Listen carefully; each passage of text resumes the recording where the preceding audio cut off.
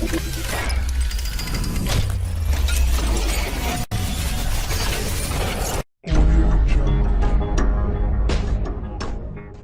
belebele bɛ ka lase an ka fanu bɛɛ lajɛlen ma k'an b'aw fo dante foli min na ayiwa ni aw ka jamukan daminɛ jamukan min n'an b'ale wele ko musoya min labɛnnen don aw ka teleso mandi fɛ n'o ye MaliKunafoni TV.net ye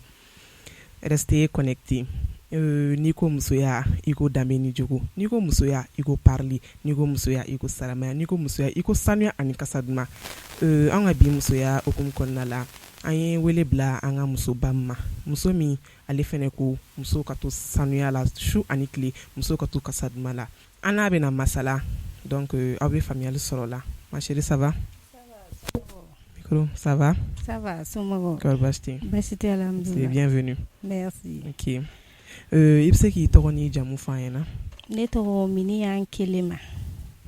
Miniyan KELEMAN KELEMAN ok o ye siya jumɛn ye miyankare ka bɔ Kucala d'accord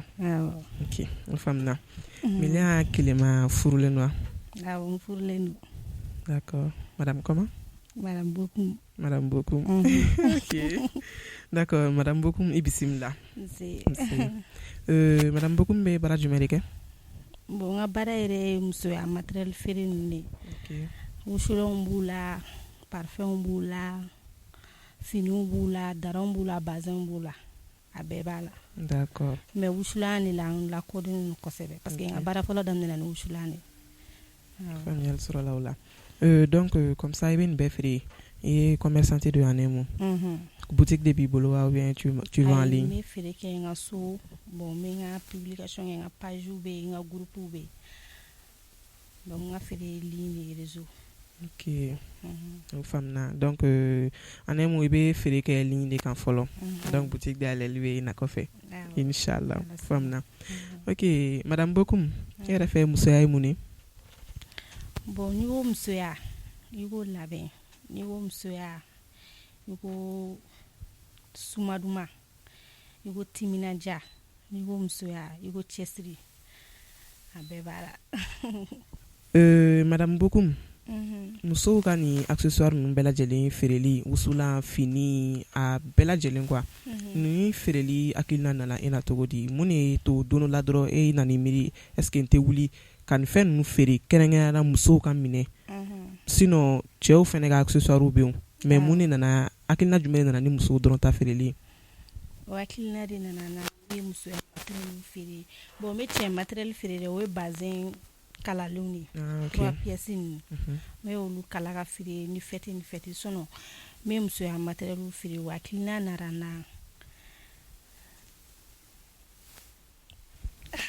d'accord o faamuna donc feere in daminɛ ni sisan cɛ a bɛ wagati joli bɔ ni a y'a san 2 ni dɔɔni na d'accord donc i b'a la a bɛ san 2 ni dɔɔni bɔ bi a daminɛ ni mais y'a daminɛ ni wusulan de ye et puis n kodɔnnaw de la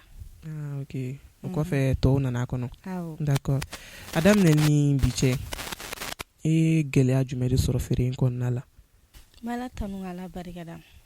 ma gɛlɛya foyi sɔrɔ a la ala ko tiɲɛ n ma gɛlɛya foyi sɔrɔ a la n bɛ n ka wusulan dilan n b'a bɔ toli la a bɛ taa kɔ kan mɔgɔw b'a ta parce que n bɛ n ka wusulanw don toli la n b'a dilan wusulanw bɛ taa fo kɔ kan donc mɔgɔw b'a ta en gros la b'a ta détail la ka feere n ma gɛlɛya foyi sɔrɔ a la d'accord o ye ala tanu belebeleba dɔ ye donc n'i y'a ye i ma gɛlɛya sɔrɔ a la c'est que nafaba de sɔrɔ la feere in na donc i bɛ se k'i da don o la dɔɔni i ye nafa minnu sɔrɔ feere in na n ye nafa sɔrɔ a la n ye nafaba de sɔrɔ a la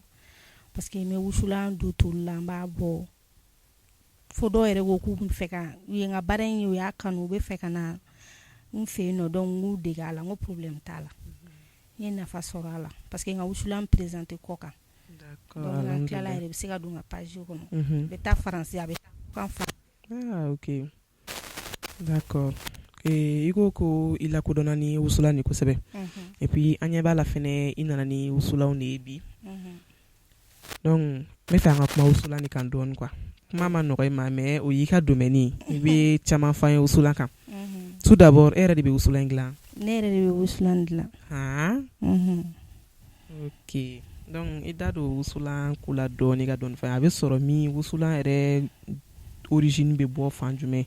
ani ninnu ye suguya jumɛnw ye yan nɔ. Bon ne nana ni gongo mugu de ye. Ale ye jumɛn? Ale ni ne gongo mugu ya. Awɔ. D'accord. Sisan ale nafa ye mun ye?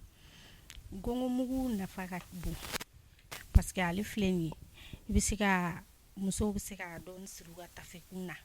a bɛ muso kasa ja i bɛ se ka dɔn wele k'ale kindex la k'a bila i ka suntigɛ kɔnɔ a bɛ muso a kasa bɛ yɛlɛ i fɛ donc nin buteli min filɛ nin ye i b'a dayɛlɛ k'a bila i ka armoire kɔnɔ a kasa bɛ yɛlɛ fini fɛ. D'accord o y'ale utiliser cogo ye. Après jumɛn wɛrɛ bɛ yan?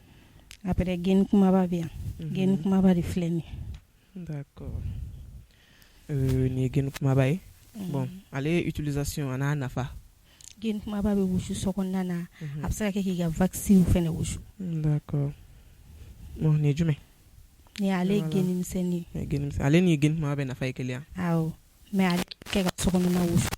ko Bamakɔ ka dɔw yɛrɛ b'a san olu b'a kɛ k'u ka ɲɛgɛn wusu n'a ye. D'accord mais geni kumaba de ko ka bon mɔgɔw bolo ka tɛmɛ geni misɛnnin kan mais a bɛɛ kasa ka di. Fitinin min filɛ nin ye yan fɛ ale ni kumaba ninnu bɛɛ ye kelen ya? Ni ye jigalanin deuxième ni. Jigalanin deuxième. Ça fait ale premier bɛ yen quoi? Ale premier de ye ninnu ye. Ani buteli ale premier de ye ninnu ye. Ok d'accord non c'est bon. Bon sisan nɔ e bɛ nin utilisation o bɛ kɛ cogo di? A n'a nafa. Ale fɛnɛ bɛ kɛ ka sokɔnɔna wusu de. D'accord. Ale fɛnɛ bɛ kɛ ka sokɔnɔna wusu. Bon n'i ko so wusu dɔw bɛ tasuma bɛɛ bɔ ka wusulanbɛlɛ fa la tewu i t'a ɲɛfɔ an ye dɔɔni ne ni ɲɔgɔnnaw ɲɛna. N'i ko so wusu surtout n'i bɛ fɛ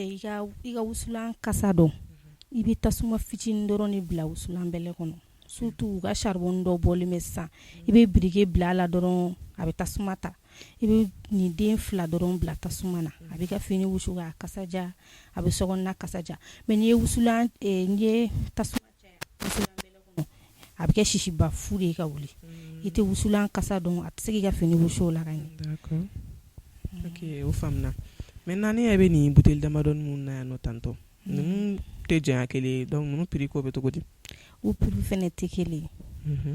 Ni n y'a fɔ cogo min na ninnu ye premium ye. Ninnu bɛ premium ye arana wa ninnu de bɛ kɛ ka fini wusu ninnu de bɛ kɛ ka cɛ ka chemise wusu a bɛ daran wusu. Ah bon? Bureau kɔnɔnaw sokɔnɔnaw kasa bɛ mɛn fini nɔfɛ wa kasa bɛ mɛn sokɔnɔna na olu de ye premium ye a deuxième ni nin. Voilà. Ok o faamuna kosɛbɛ donc wusulan sugu ka ca a bɛɛ n'a nafa a bɛɛ n'a kɛcogo. D'accord o faamuna sisan ne bɛ fɛ k'a dɔn i da don o yɔrɔ la ka ɲɛfɔ an musolaka tɔw ɲɛna wusulan nafa yɛrɛ jumɛn de bɛ se musoya la a nafa jumɛn de bɛ se muso ma quoi? Wusulan nafa belebele de b'a la a nafa bɛ se muso ma parce que an ɲɛ bɛ premier mun na nin n'i ye fini n'i y'a i wusu n'a ye ou bien n'i ye i ka fini wusu n'a ye a kasa bɛ mɛn i nɔfɛ a kasa bɛ tile bɛɛ ba i nɔfɛ i bɛ fini bɔ k'a kasa to a la donc n'i tɛmɛna hali ni muso ɲɔgɔn na a b'a dɔn ko muso tɛmɛna a la i b'a sɔrɔ a kasa ka bon donc o ye premier o y'o nafa ye bon wusulan bɛ sokɔnɔna kasa tigɛ n'i y'a don sokɔnɔna na a b'a kasa tigɛ a bɛ sokɔnɔna kasa ja a tile bɛ ban a kasa bɛ mɛn sokɔnɔna na donc voilà i bɛ se k'i ka ɲɛgɛn fɛnɛ wusu n'a ye sokɔnɔ ɲɛgɛn ninnu hali ni kasa b'a la n'i y'a wusu n'a ye a b'a kasa tigɛ wusulan a nafa tɛ ban fɔ la. D'accord madame Bokum o faamuna sisan ladilikan jumɛn de b'e bolo ka lase musomisɛnninw ma minnu b'a fɔ sinzan bɛ n na dɛ nin bɛ n na dɛ mais u ka fɛngɛ wusulanbɛlɛ électrique dɔ bɔlen don sisan nɔ i t'o différence fɔ an ye ani wusulanbɛlɛ tɔw ni ɲɔgɔn cɛ? O yɛrɛ bɛ ne bolo so ne yɛrɛ b'o feere. I b'o fɛnɛ feere yan? O ka électrique donc a bɛ branché courant na o ni wusulan bɛlɛ dɔ in an ka farafin ta ye tasuma kɛ min kɔnɔ a n'a bɛɛ ye kelen. Bɛɛ ye kelen. Ok. I bɛ se k'i ka fini wusu ale fɛnɛ na a n'a bɛɛ ye kelen. N'i ye ne ɲininka ne b'a fɔ ko ale tɛ sisi de bɔ. A bɛ sisi bɔ a ɲuman bɛ yen a kolon bɛ yen dɔw bɛ yen nɔ i b'u san i bɛ tile 2 dɔrɔn a bɛ tiɲɛ ou bien i b'u san a chauffer kojugu fɛ a bɛ wusulan bɛɛ kɛ sisi ye ka wuli yɔrɔnin kelen a ɲuman bɛ yen a kolon bɛ yen. Ok d'accord sisan ne bɛ fɛ i ka ladilikan de di musomisɛnninw ma minnu tɛ sɔn wusu ma fiyewu wusula maralen b'u bolo so kɔnɔ dɛ wusula bɛ toli fo k'a kasa tɔ ja o tɛ sɔn a wusuli ma dɔw b'a fɔ n cɛ tɛ sisi fɛ dɔw b'a fɔ a bɛ tan i bɛ se ka ladilikan dɔn di olu ma. Bon, musoya ye courage de ye, musoya ye labɛn de. Muso si nɔgɔlen man d'a cɛ en vrai dire. Dɔw bɛ yen nɔ u bɛ saliya ka wusulan wusu n cɛ bɛ sigɛrɛti min n'i y'a wusu n'a donna a bɛ sigɛrɛti min ka wusulan kasa bɛ tigɛ. Bon dɔw yɛrɛ fɛnɛ bɛ yen nɔ courage ko de b'u la. Donc dɔw bɛ courage t'u la fɛnɛ wusulan wusula alors que mɔgɔ yɛrɛ musoya yɛrɛ talan ye kasajan de. Kuma bɛɛ k'i ka sokɔnɔna wusu n'i bɛ sokɔnɔna yɛrɛ wusulan yɛrɛ filɛ a ka di cɛ dɔ ye hali ni muso ye sokɔnɔna wusu a tigilamɔgɔ tɛ se ka bɔ a bɛ sigi sokɔnɔna na ka bila. Bon ni muso nɔgɔla k'i tɛ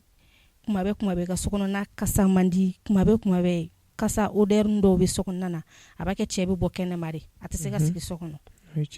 Voilà musoya talan bɛɛ filɛ k'i ka sokɔnɔna wusu ka to k'i yɛrɛ wusu kasa dumanw. Ok. Les belles dames n'o de fɔ aw ɲɛna ka musoya émission to sen na n dɔw tigɛ aw negela ye restez connecté aw ka faamuyali sɔrɔ musoya hukumu kɔnɔna la kosɛbɛ min ye wusulan ta ye bi aw ka to ka wusulan fara aw boloda la kosɛbɛ n'i ko musoya i ko kasa duman yɛrɛ ye fɛn bɛɛ i mana tɛmɛ hali muso ɲɔgɔn na ka sɔrɔ i wusulen ɲuman don a b'a dɔn ko muso tɛmɛna i mana tɛmɛ cɛw fɛnɛ na o bɛɛ y'o kelen ayiwa ko bɛ ne d'accord folikan jumɛn de b'i bolo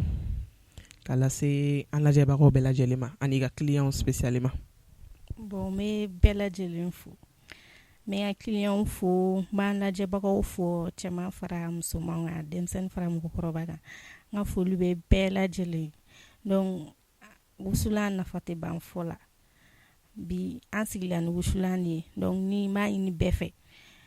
a kɛra ne ta in ye a ma kɛ ne ta in ye o bɛɛ ka don wusu la a bɛ sokɔnɔna kasaja a b'i diya i cɛ ye fɛnɛ parce que ni muso kasa ka di hali muso ɲɔgɔn bɛ sama i nɔfɛ kuma tɛ i bɛ min ka sigi la voilà o folikan de bɛ ne bolo ka ɲɛsin bɛɛ ma n bɛ n ka client bɛɛ fo Mali kɔnɔ yan Mali kɔ kan. Folikan a faamuna kosɛbɛ i yɛrɛ nana an ka wele jaabi a diyara n ye mais san'an ka wuli i b'i ka page tɔgɔ fɔ an ye ani ka numéro di i bɛ lasɔrɔ numéro min na n'o y'a sɔrɔ mɔgɔ min bɛ fɛ ka sanni k'i bolo wusulan dɔrɔn tɛ comme i ko k'i bɛ musoya accessoire bɛɛ lajɛlen feere. N ka page fila de bɛ n bolo ani groupe 4 Facebook kan bon WhatsApp groupe fɛnɛ bɛ yen mais Facebook kan na groupe ye groupe 4 de ye. Ok d'accord i bɛ numéro dɔ di. N ka numéro ye 00223 74 14 83 13